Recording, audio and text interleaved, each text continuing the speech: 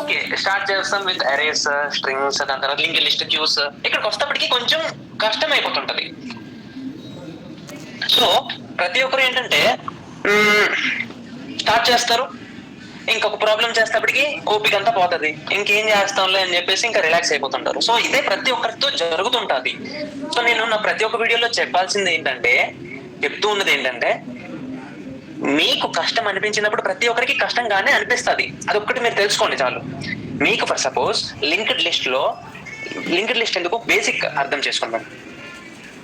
Pen option ఉందా? So first అందరికీ చెప్పేస్తున్నాం. So ఏదైనా చేస్తున్నప్పుడు కష్టం అనిపిస్తుంది, చేయలేకపోతుంటాం. సో అలాంటప్పుడు మీరు ఏం చేయాలంటే, ఒకటే, కష్టమైన చేస్తున్నాం కాబట్టి ఇప్పుడు చేయబుద్ధి వేయట్లేదు. సో అలాంటప్పుడు కొన్ని ఈజీ ప్రాబ్లమ్స్ వైపు వెళ్ళండి, ఈజీ ప్రాబ్లమ్స్ అనేది సాల్వ్ చేయండి. ఇది ఆల్రెడీ ఎవరైతే ప్రాక్టీస్ చేస్తున్నారో వాళ్ళందరికీ కూడా హెల్ప్ అవుతుంది. ఇప్పుడు మీరు సింటాక్స్ అర్థమైనా కూడా, ఒక ఫర్ సపోజ్ నేను అడిగాను సింపుల్ లీప్ ఇయర్ క్వశ్చన్ అనేది నేను అడిగాను. సో లీప్ ఇయర్ క్వశ్చన్ అడిగినప్పుడు వెంటనే నీకు స్ట్రైక్ అవ్వాల్సింది ఏంటంటే, అసలు లీప్ ఇయర్ లో ఇన్పుట్ ఏంటి. ఇక్కడ ఇన్పుట్ వచ్చేటప్పటికి ఇయర్, సమ్ 1995 ఏదో ఒకటి ఇచ్చాడు, 1100, ఇది ఒక ఇయర్ అనుకో. సో ఇయర్ అనేది లీప్ ఇయరా కాదా? సో అవుట్పుట్ ఏంటి, true or false, boolean. So ఇప్పుడు దీనికి ప్రాసెస్ ఏంటి, ఇది ఇక్కడ నీ బ్రెయిన్ అనేది పనిచేయాలి. ఓకే అన్న, ఇలా ఆలోచించాలి, అది ఎలా నేర్చుకోవాలి అనేది మీకు రావాలి. అది ఎప్పుడైతే వస్తుందో మీరు జాబ్ లో ఉన్న హై జాబ్ రోల్ కి వెళ్ళడానికి ఈజీ అయిపోతుంది. ఎందుకంటే అక్కడ అలాంటప్పుడు మీరు ఏ ప్రాబ్లం డైలీ, ఫర్ సపోజ్ ఈ రోజు ఒక బగ్ వచ్చింది, మీకు ఏదో కోడ్ చేస్తున్నారు, ఏదో ఒక బగ్ వచ్చింది సాఫ్ట్వేర్ లో ఉంటే, ఏదో ఒకటి వచ్చింది. సో దాన్ని ఈ ప్రాసెస్ లో ఆలోచిస్తే, ఓకే అసలు ఏంటి బేసిక్ ఇన్పుట్ ఏంటి, అసలు ఏంటి, ఎందుకు ఎర్రర్ వస్తుంది, ఎందుకు బగ్ వస్తుంది అని చెప్పేసి ఆలోచించి ప్రాసెస్ థింకింగ్ అనేది, మీరు లాజికల్ బిల్డింగ్ అనేది పెంచుకోవాలి. అది మనకి ఇంపార్టెంట్. లాజికల్ థింకింగ్ అనేది పెరుగుతుంది. నెక్స్ట్ రీడ్ చేయాలి. మనం ఏదైనా ప్రాబ్లం వచ్చినప్పుడు దాన్ని రీడ్ చేయాలి. ఇది మీరు రాసుకుంటారంటే రాసుకోండి, మీకు హెల్ప్ అవుతుంది. అండ్ నెక్స్ట్ వచ్చేటప్పటికి దాని ప్రాబ్లం అర్థం అవడానికే మనకు కష్టమైపోతుంది. సో అలాంటప్పుడు మనం ఏం చేస్తామంటే 1 or 2 times మనం చదువుకోవాలి, రీడ్ చేయాలి. అండ్ రీడ్ చేసిన తర్వాత మనకి ఏమవుతుంది, ఇప్పుడు రీడ్ చేసిన తర్వాత ఎగ్జాంపుల్స్ అనేవి తీసుకోవాలి. అంటే ఫర్ సపోజ్ ఇలా నేను 1100 తీసుకున్నా, ఇలా మీరు 2000 ఏదో ఒకటి తీసుకుంటారు, 200 ఏదో ఒకటి. దాని తర్వాత ఈ ఇయర్స్ ప్రతి ఒక్క ఎగ్జాంపుల్స్ తీసుకొని ఇప్పుడు అప్రోచ్ అనేది ఆలోచించాలి. ఈ అప్రోచ్ అనేది మనకి ఎలా, ఇది మెయిన్ థింగ్. ఇప్పుడు అప్రోచ్ అనేది అర్థమైన తర్వాత కోడ్ అనేది మనం రాయాలి. కోడ్ రాసిన తర్వాత మనం టెస్ట్ కేసెస్ కి సాల్వ్ చేయాలి.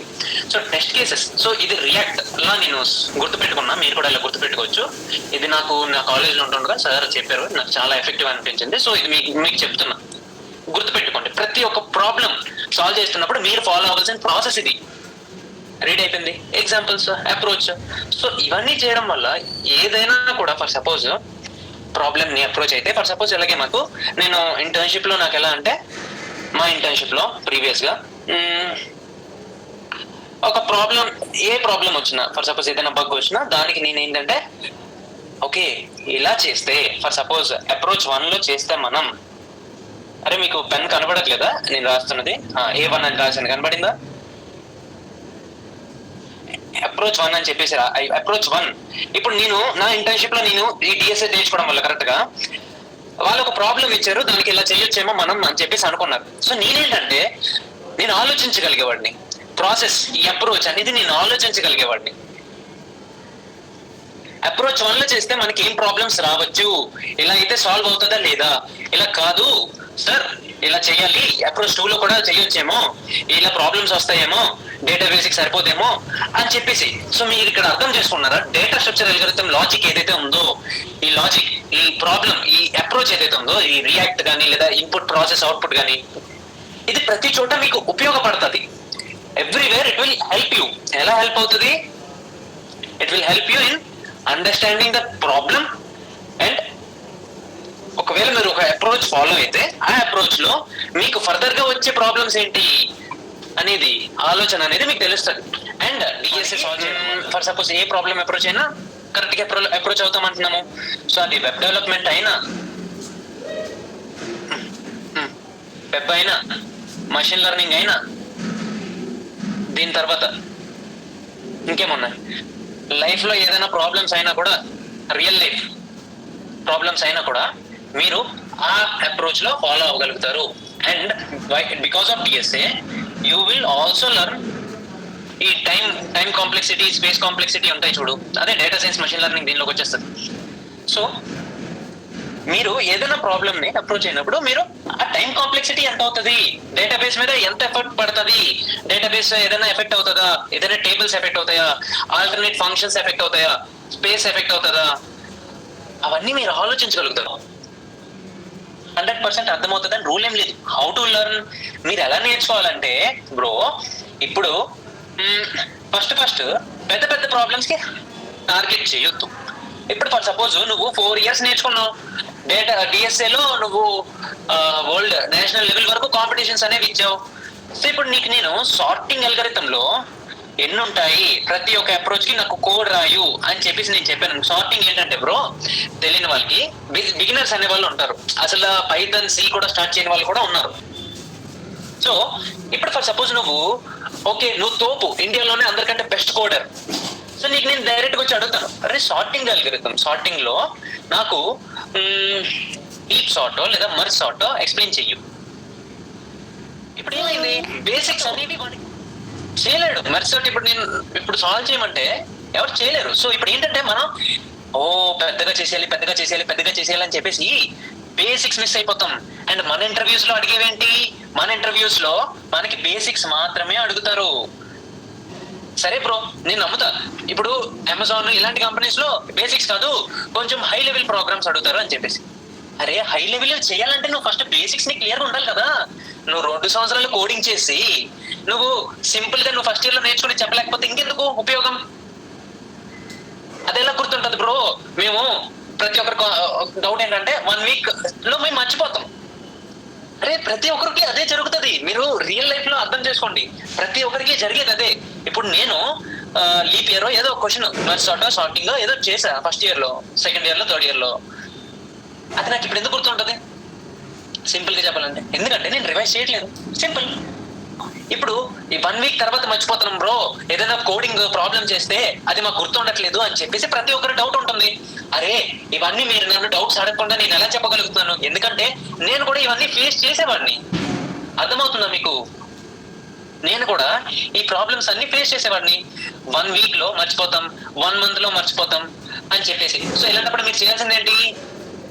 మీరు రివైజ్ అంటే ఇప్పుడు ఫర్ సపోజ్ కోడింగ్ వస్తేప్పటికి ప్రాక్టీస్ చేయాలి.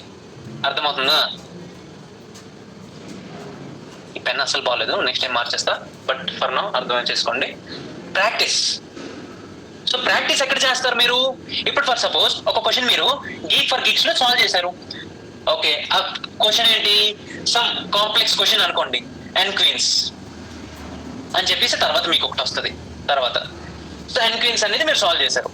సో ఇప్పుడు మీరు ఏం చేస్తారంటే 1 week తర్వాత అదే క్వశ్చన్ వెళ్ళి లీడ్ కోడ్ లో సాల్వ్ చేయండి. సో మీకు ప్రాబ్లం కి సొల్యూషన్ దొరికేసింది కదా.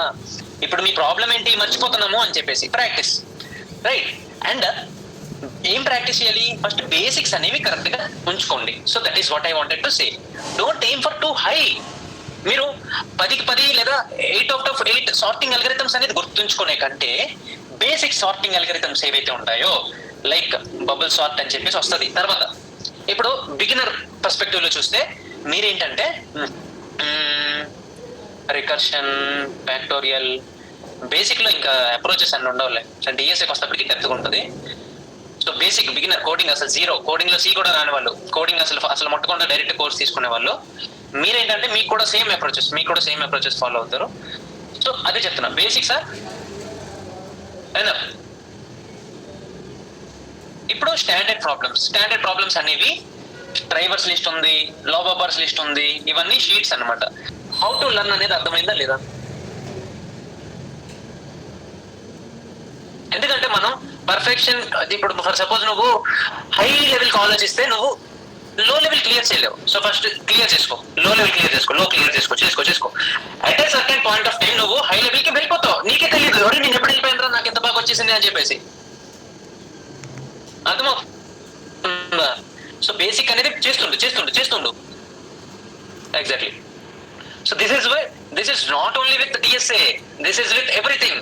ఇప్పుడు ఫర్ సపోజ్ నువ్వు ఒక యూట్యూబ్ ఛానల్ స్టార్ట్ చేద్దాం అనుకుంటున్నావు అనుకో, నువ్వు అరే నేను తరుణ్ స్పీక్స్ లో మంచి ఎడిటింగ్ తో పెట్టాలి అని చెప్పేసి అనుకుంటే you will never reach that point.